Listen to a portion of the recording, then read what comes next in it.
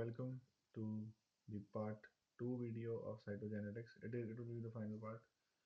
So let's start.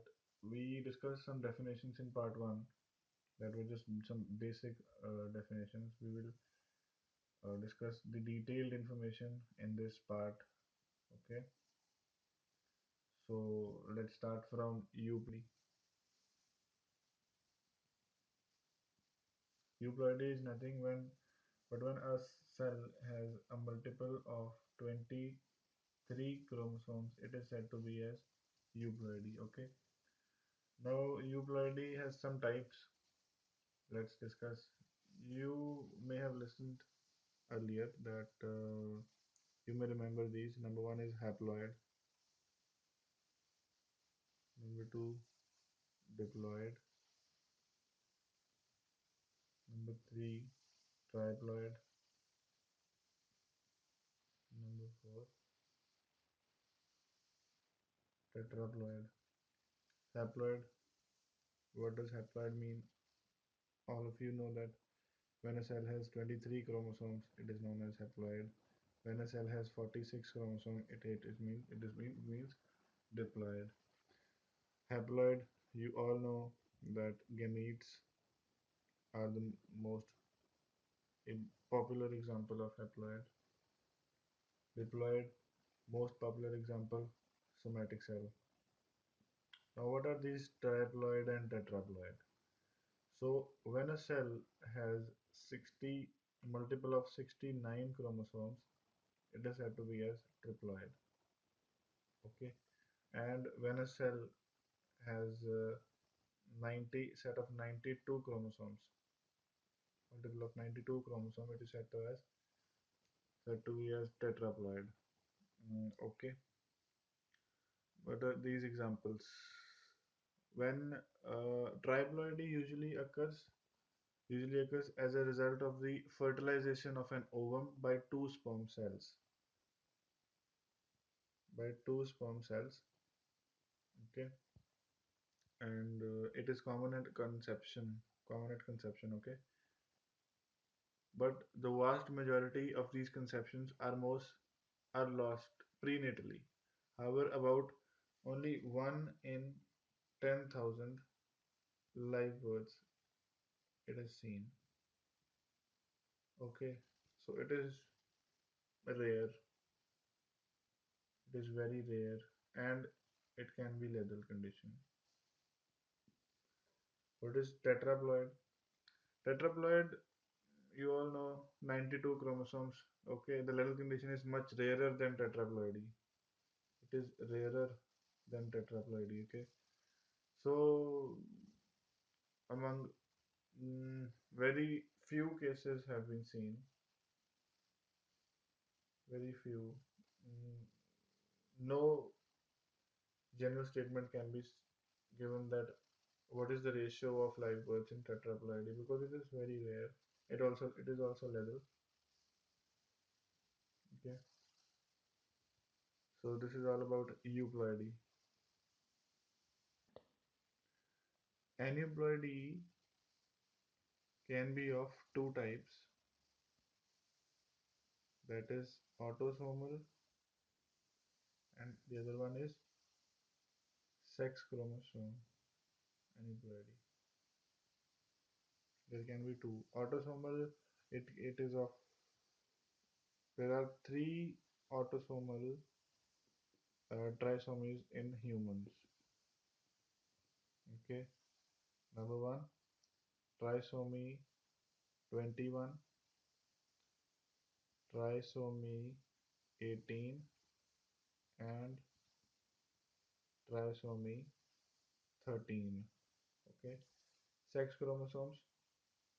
There are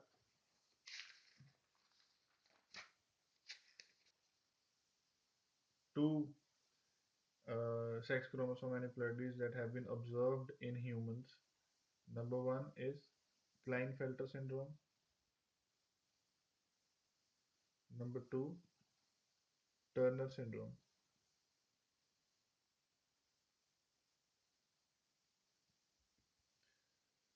What is autosomal aneuploidy? Autosomal, all there are two generalizations that can be helpful in defining this autosomal aneuploidy. The all there are all autosomal monosomies are inconsistent with a live birth. And the second statement, that this will be the first, and the second statement, it will be only three autosomal trisomies are consistent in live birth. All other autosomal aneuploidies are inconsistent, but only three have been found to be consistent. Let's see what are these consistent. Which are the consistent?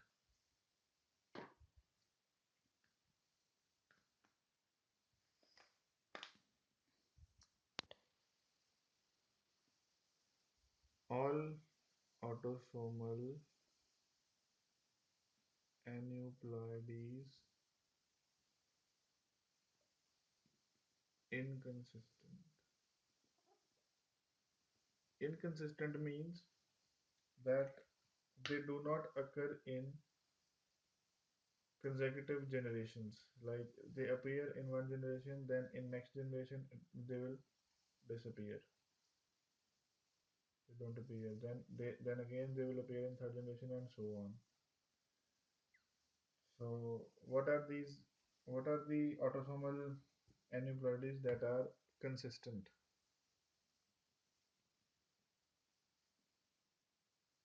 Number one, number two, number three, trisomy. We all know. So what will be the consistent aneuploidies?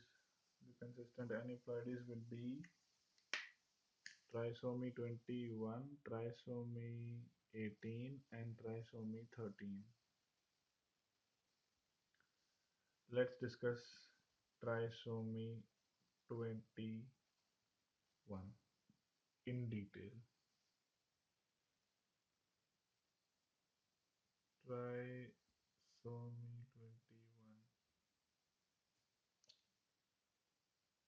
What is trisomy 21? We all know a name that was very popular, that is very popular in amongst us. That's Down syndrome.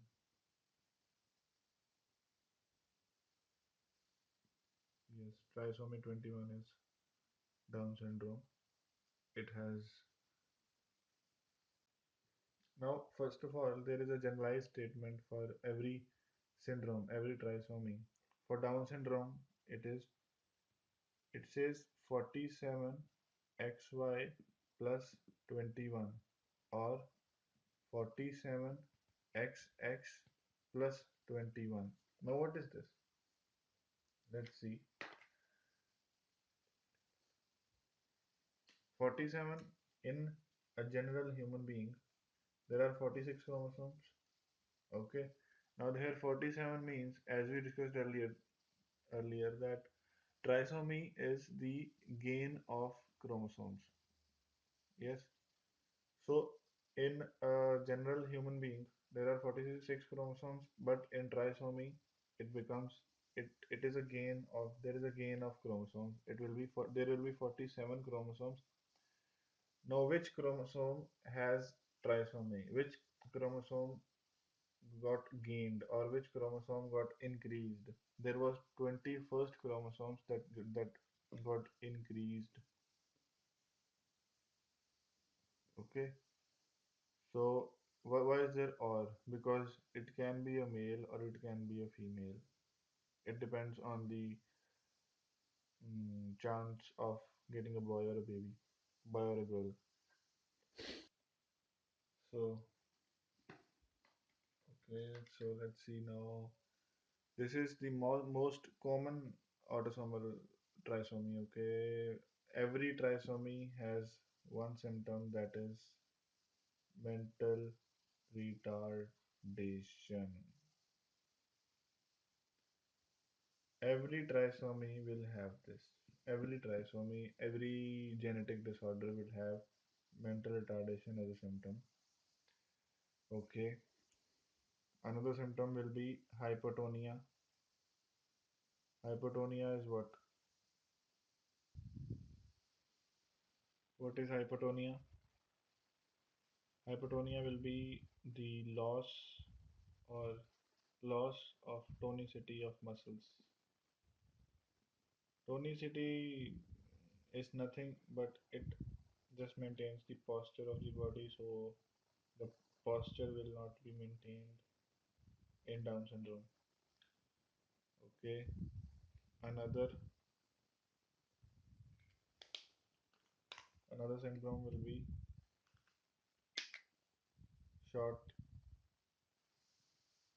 stature. Short stature.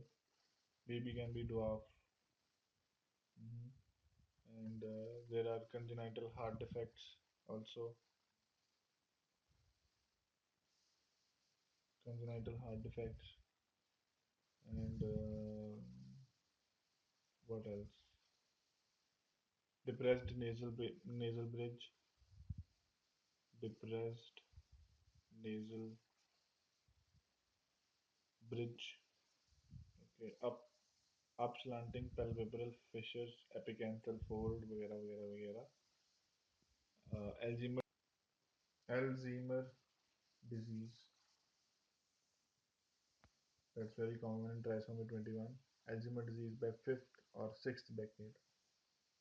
By fifth or sixth decade. Okay. Reduced fertility. Reduced fertility.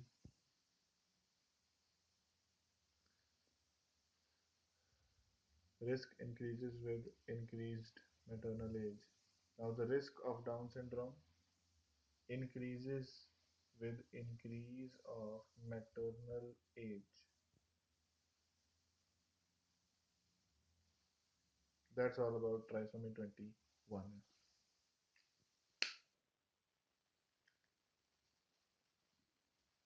Trisomy 18. What is the name of this trisomy? It's called as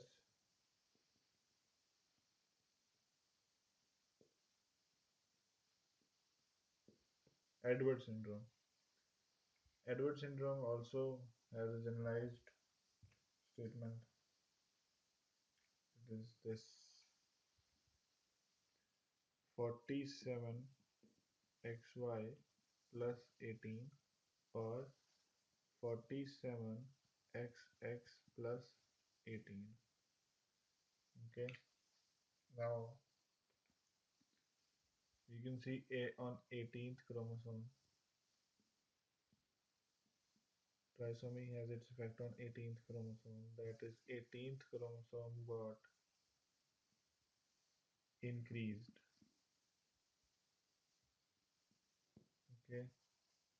So it can be a boy or a girl.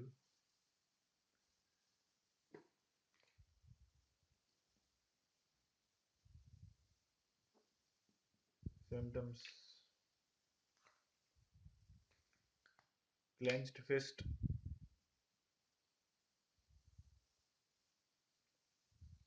clenched fist. First of all, inward turning rocker bottom feet. This is very important symptom. That's called as rocker bottom feet. Mhm. Congenital heart defects,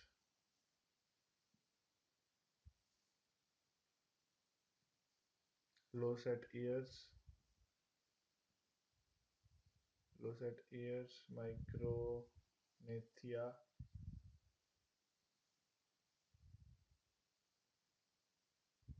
and very poor prognosis. And of course,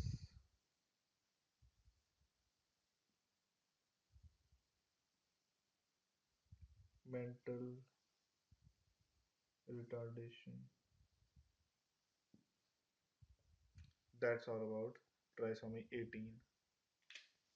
Now, trisomy 13, that is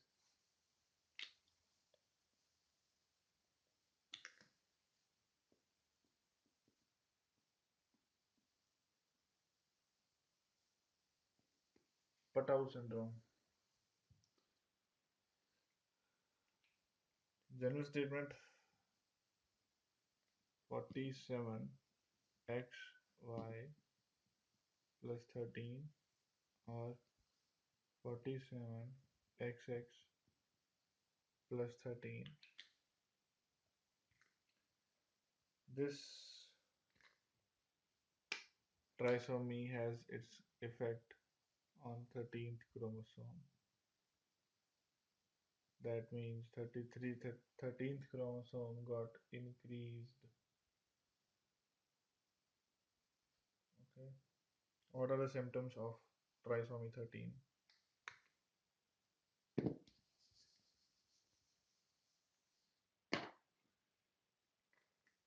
Symptoms of Patau's syndrome will be number one, polydactyly.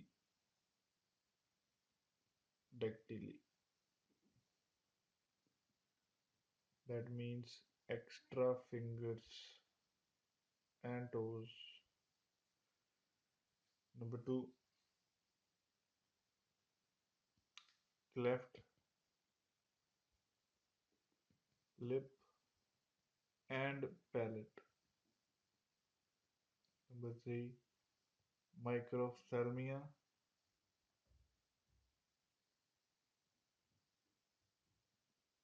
That means, of course, small eyes. Number four, microcephaly.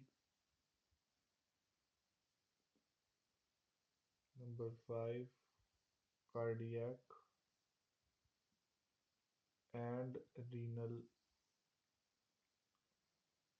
defects. Number six, very poor prognosis. And by microcephaly, we can conclude about mental retardation. That's all about trisomy 13. Now let's start about the sex chromosome aneuploidy. Sex chromosome aneuploidy is, you know, that of course involves sex chromosomes and it is relatively common and it tends to have less severe consequences than does autosomal aneuploidy. So some generalizations are very helpful. Number one, mm,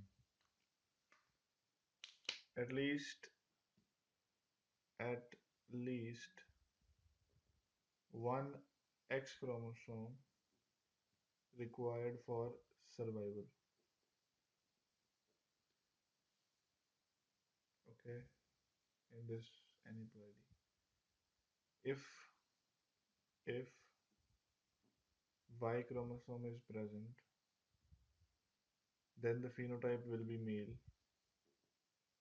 and if X chromosome is present, then all but one will become a bar body.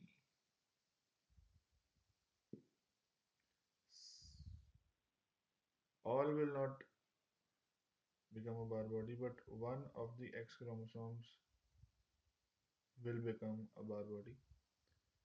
The two important sex chromosome aneuploidies are, of course, Turner syndrome and Klinefelter syndrome. Let's discuss Klinefelter syndrome.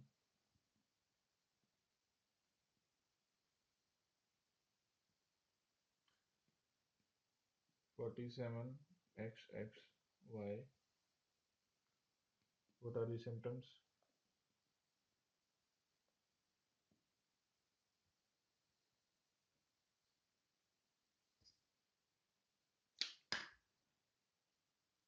Testicular atrophy,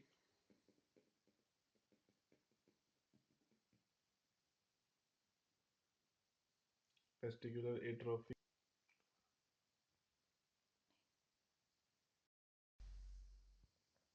testicular atrophy, infertility, gynecomastia,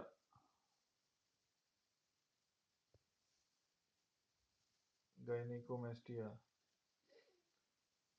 Gynecomastia shows that the baby or the person will be a male, but he will show female characteristics.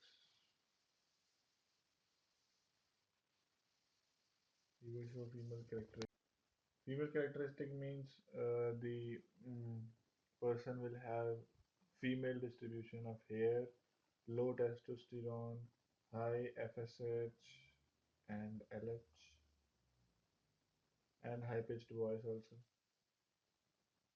High pitched voice. Okay, that's all about Klinefelter syndrome. Turner syndrome.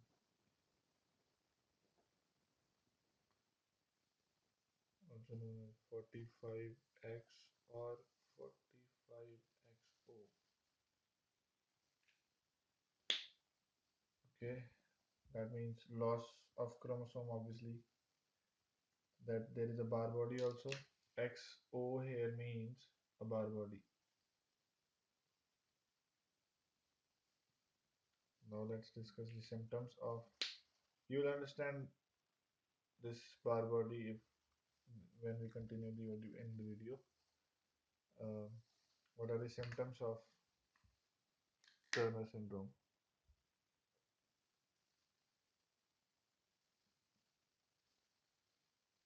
This Turner syndrome is the only monosomy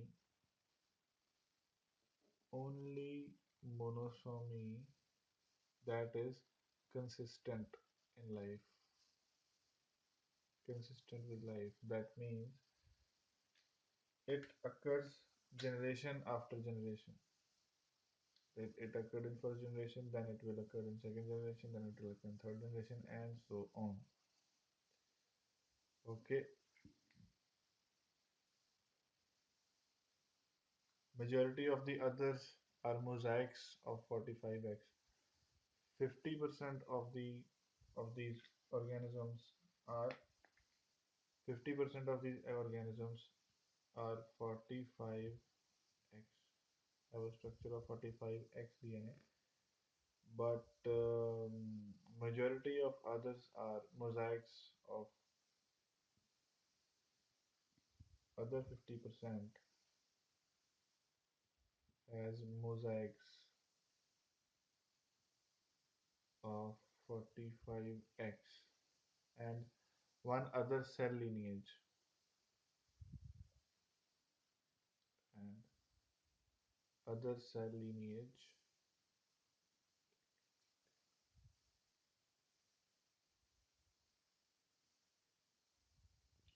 XX 47XX. The symptoms, the actual symptoms are females with 45x, 45, 46x. Females with 45x, 46XY are at increased risk for gonadal blastoma. Okay, gonadal blastoma. What is gonadal blastoma? Gonadal blastoma means immature Sertoli cells or granulosa cells of the sex cord. So they are all benign, no problem, but it is very dangerous. Okay. Another symptom is cystic hygroma. in utero, resulting in excess nuchal skin and webbed neck. Excess nuchal skin. Okay. Primary amenorrhea, contraction of the aorta or other congenital heart defects in some cases. Sorry, aortation of the aorta or other congenital heart defect in some cases. Infertility, gonadal dysgenesis, and of course, mental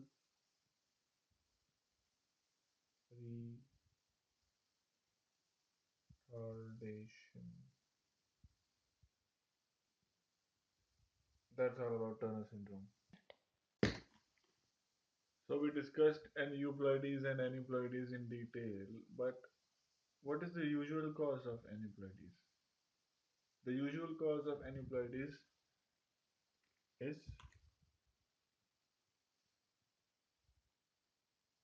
non-disjunction. What is non-disjunction? Non-disjunction, you will understand in the video, like when germ cells undergo meiosis to produce the haploid egg or sperm.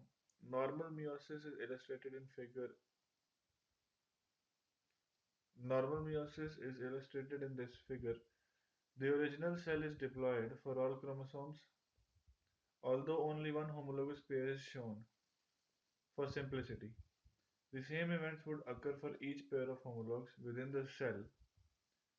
Now, this figure shows the result of non-disjunction of one homologous pair, example chromosome 21 during meiosis. All other homologs segregate normally. All other homologs segregate normally in the cell. Two of the gametes are diploid for chromosome 21. When fertilization occurs, the conception will be a trisomy 21 with Down syndrome.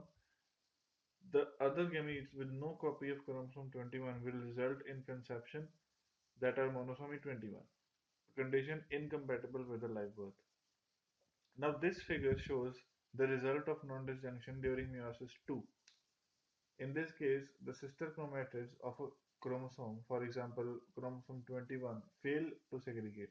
The sister chromatids of all other chromosomes segregate normally. One of the gametes is a diploid for chromosome 21.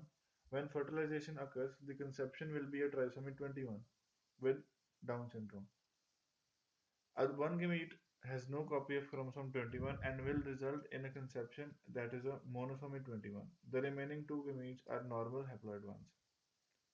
Some There are some important points to remember. Non-disjunction is usual cause of aneuploidies, including Down syndrome, Edward syndrome, and Patau syndrome, as well as Turner and Klinefelter syndrome. Non-disjunction is more likely to occur during oogenesis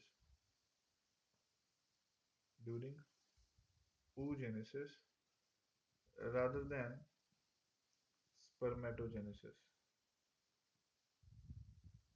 Okay, and non-disjunction is more likely with increasing maternal age. No environmental agents have been shown to have measurable influence, and non-disjunction is more non and non-disjunction is more likely in meiosis one,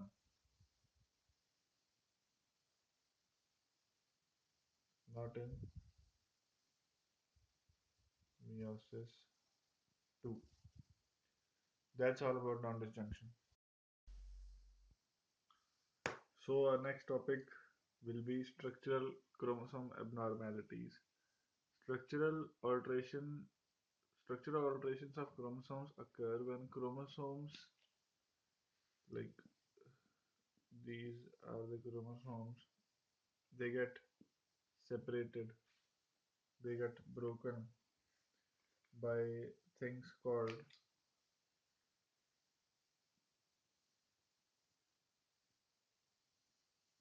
clastogens.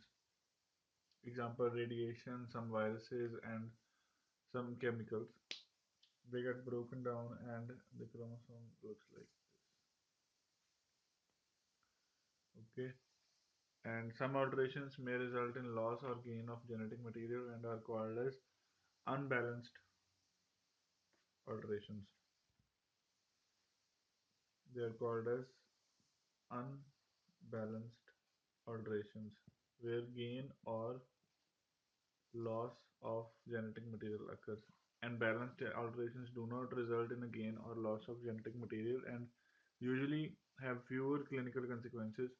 As with other types of mutations, structural alterations can occur either in the germline or in somatic cells. The former either in germline or somatic cell. So now in germline it can be transmitted into offspring.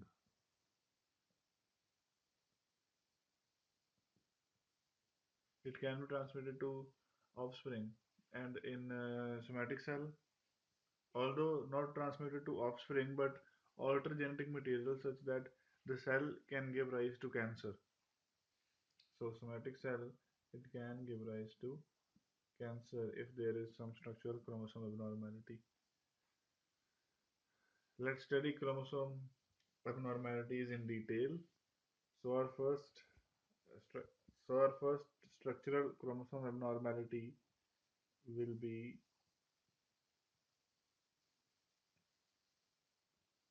translocations. So now translocation means when a chromosome it breaks down and the broken parts go and reattach to other chromosomes. This is called translocation. Okay. So now we have two major groups of translocations. Number one is reciprocal and number two is Robertsonian translocation.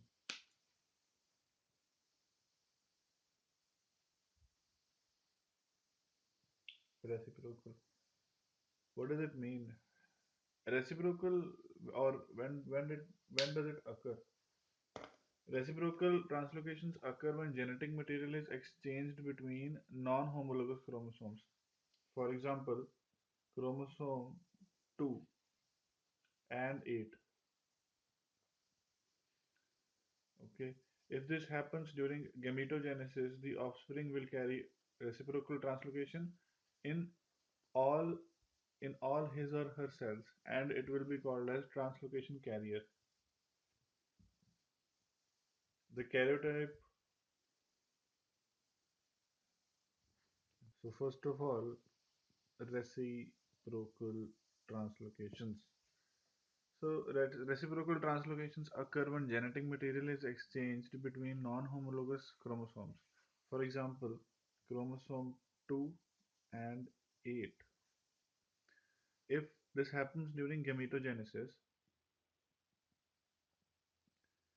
if happens during gametogenesis,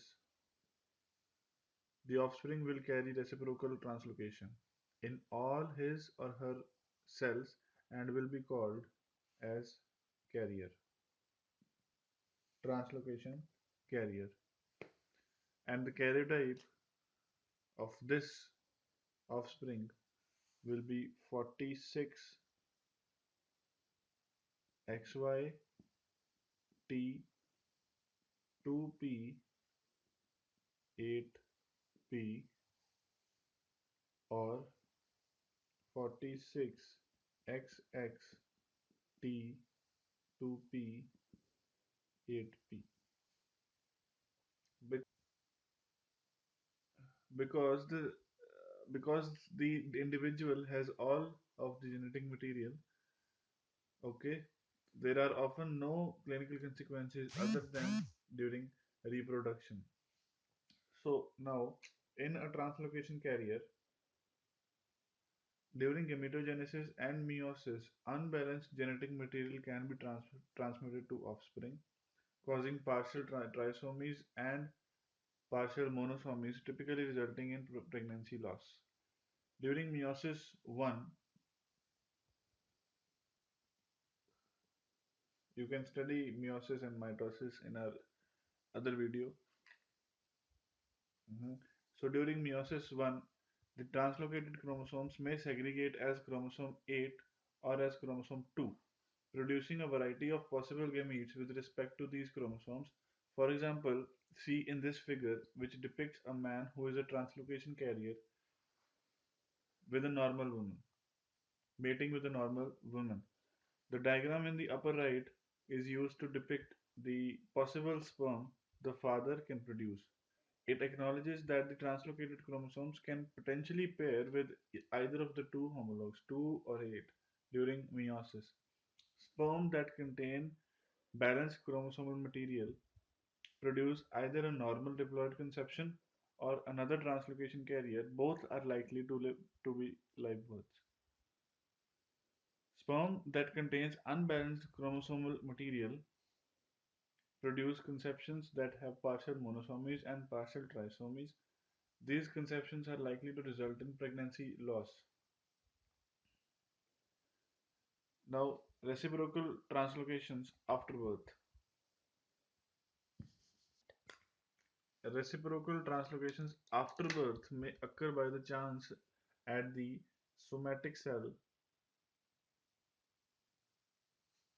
somatic cell level throughout life.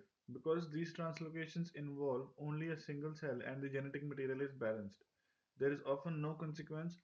Rarely, however, a reciprocal translocation may alter the expression or structure of an oncogene or a tumor suppressing cell or a tumor suppressor gene, conferring an abnormal growth advantage to the cell. When one parent is a reciprocal side point, there is a side point to be noted that reciprocal translocations, when one parent is a reciprocal translocation carrier, suppose one parent is carrier, adjacent segregation produces unbalanced genetic material and most likely loss of pregnancy.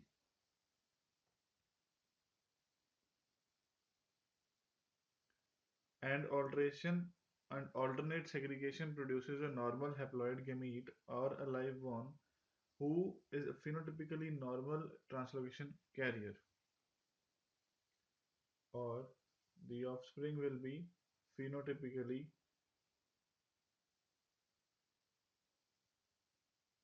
normal translocation carrier. That's all about reciprocal translocation. Robertsonian translocations. Now, these translocations are more common than reciprocal translocations and are estimated to occur approximately 1 in 1000 live births. They occur in the acrocentric, only in acrocentric chromosomes. Which are the acrocentric chromosomes? Chromosome 13, 14, 15, 21, and 22, and involve loss of the short arms, loss of the short arms of the chromosome, and subsequent fusion of the long arms, and subsequent fusion of long arms. An example of a Robertsonian translocation involving a chromosome 14 and 21 is shown in this figure. The karyotype, the karyotype of this male translocation carrier is designed as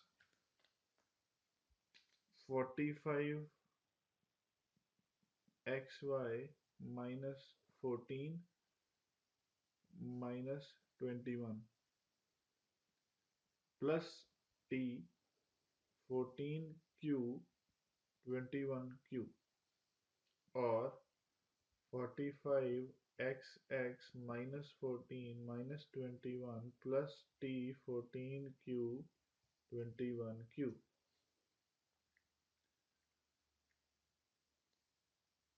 Only. Because the short arms of the acrocentric chromosomes contain no essential genetic material, their loss produces no clinical consequences and the translocation carrier is not clinically affected. When the carrier's germ cells are formed through meiosis, the translocated chromosome must pair with its homologs.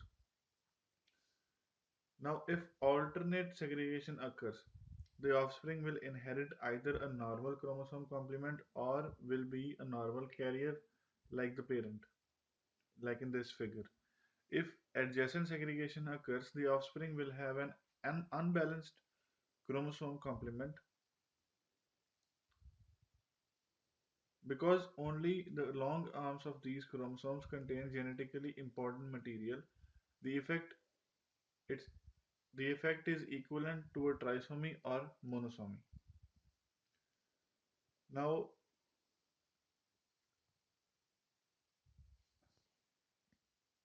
as we talked about acrocentric chromosomes, Robertsonian translocations only occur in acrocentric chromosomes. So chromosome 21 was also considered in this because it is acrocentric chromosome.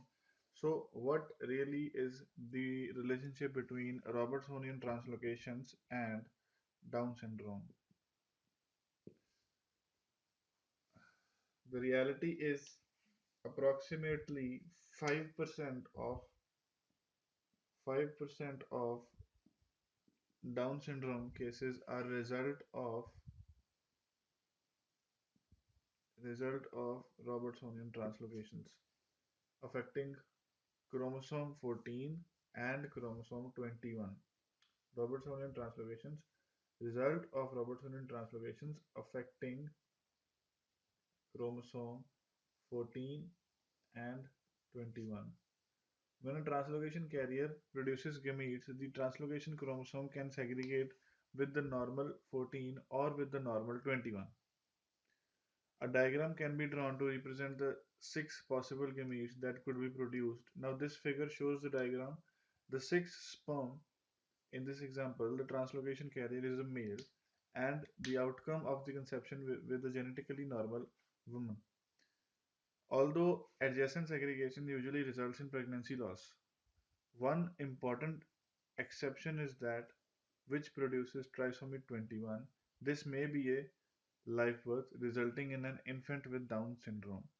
One can determine the mechanism leading to Down syndrome by examining the karyotype. Trisomy 21 due to non-disjunction during meiosis, 95% of Down syndrome cases, which is for which is a result of non-disjunction, has the karyotype which we studied earlier. And in 5% of the cases where Down syndrome is due to Robertsonian translocation in a parent, the karyotype will be 46xx minus 14 plus t 14q 21q or 46xy minus 14 plus t 14q 21q. The key difference is 47 versus 46 in the individual with Down syndrome.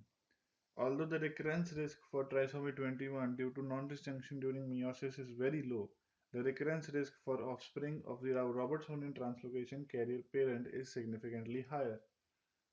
The recurrence risk determined empirically for female translocation carriers is 10 to 15%, and that for male translocation carriers is 1 to 2%. The reason for the difference between males and females The reason for the difference between males and females is not well understood. The elevated recurrence risk for translocation carrier versus non-carriers underscores the importance of ordering a chromosome study when Down syndrome is suspected in a newborn. Here is a table which shows the difference between the Down syndrome which is a result of non-disjunction during meiosis, and Down syndrome, which is a result of Robertsonian translocation. That was all about translocations.